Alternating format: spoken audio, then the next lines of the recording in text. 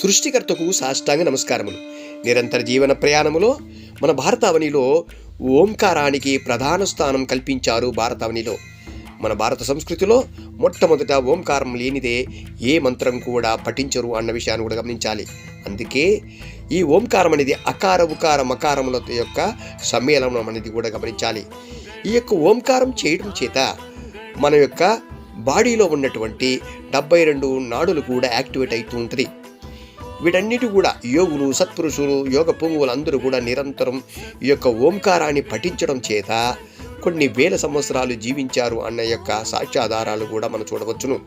కాబట్టి ఓంకారము ప్రతిదీ కూడా మనం బాడీలో ఉన్నటువంటి నాడులను శుద్ధి చేయడానికి ఉపయోగపడుతుంది అని కూడా గమనించాలి. ఇవన్నీ మొట్టమొదట ఈ భూమి యొక్క ముందు శబ్ద తరంగం, మొట్టమొదట భూమి పుట్టడానికి ముందు శబ్దం వచ్చింది.